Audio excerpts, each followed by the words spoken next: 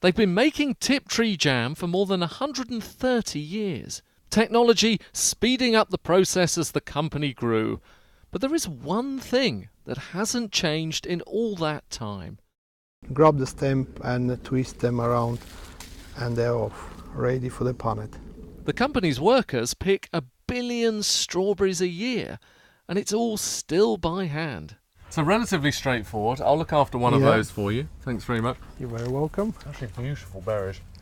But it gets more complex, doesn't it?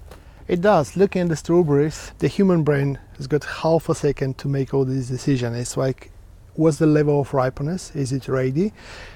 The size of the berry, in which punnet to be put. Is it disease-free? And also the color of the berries. Humans are really good at judging the fruit. When you twist it, you can see actually the white shoulder. Our hands are great at picking too. Robots, on the other hand, really struggle. So now a global race is on to develop a robot that's as good at picking soft fruit as a human being, but it's much more complex than you might think. Humans find it very effortless, but when we try to build a system which does the same thing, it's a complex integration of vision, touch, force, movement, and on top of it, the ability to learn. Scientists at the University of Essex have teamed up with Tiptree to try to solve the problem. Robots are great when things are predictable, but nature doesn't do predictable. Strawberries can be tucked away all over the plant. Even changing light and weather can throw a computer.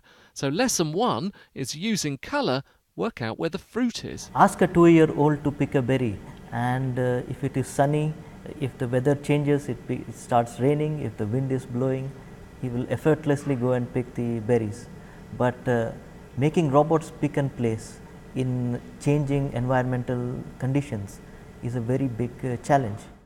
Some growers say fruit is already rotting in the fields because of a global shortage of people willing to do this kind of work.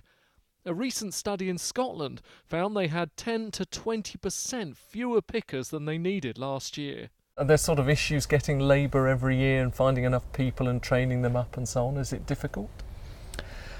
We've been okay so far, but we think that the pool of labour is decreasing year on year, and it's a hard job, and that's the only job probably left on the farm which is no mechanical help or nothing mechanized. Teams across the world are working on fruit picking robots, many in secret because there's so much money at stake. In Essex, they're designing a new robot hand, but they should be ready for testing in the fields by Christmas. Richard Westcott, BBC News, Tiptree in Essex.